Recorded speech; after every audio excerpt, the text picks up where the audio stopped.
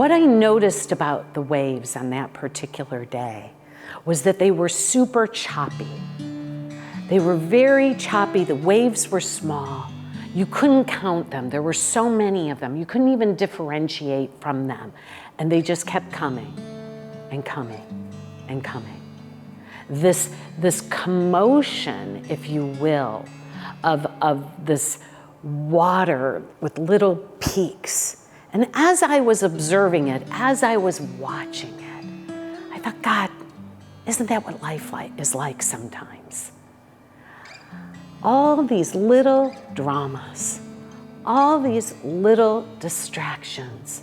And in some ways, one looks just like another.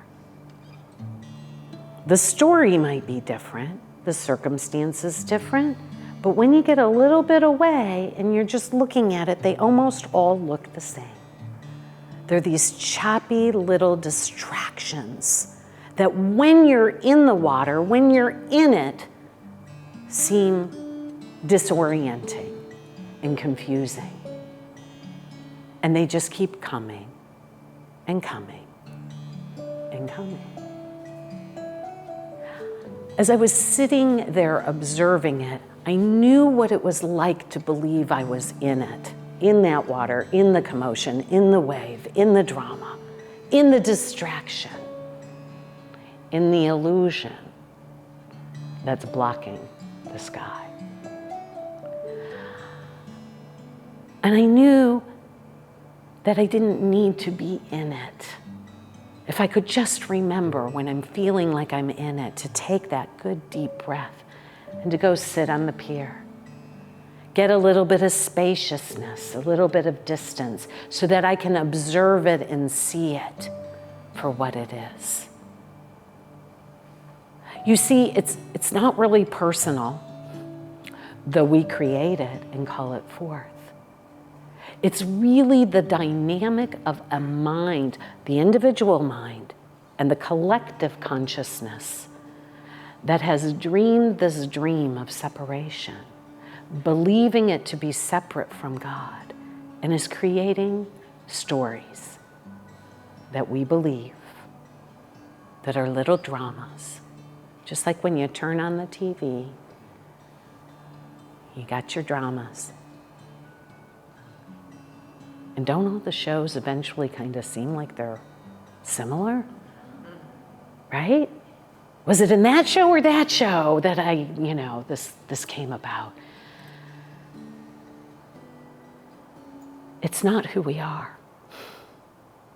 But we're so powerful we can create it.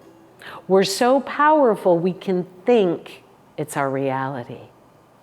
But only when we take that breath and separate and observe can we see and sense that it's not who we are, it's not what we are, it's not how we serve. It's a dream that we've believed, that we've fallen asleep to who we are truly. Innocent, loving, beloved, children of life, of God, of love. You do not need to figure love out. There's nothing actually to figure out. There's just something to allow and to accept.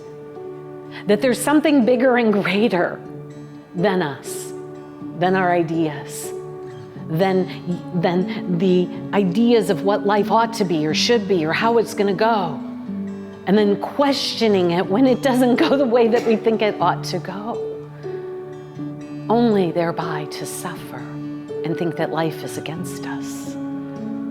And so I'm here to say that life is not against us, that life is for us, that life knows us. Love knows us. And that when we align with it, with its wisdom, with its power, with its grandeur, that something magnificent happens. And we can begin to let go of the smaller mind questions. Will I be safe? Will I be loved? In this crazy experience called this life.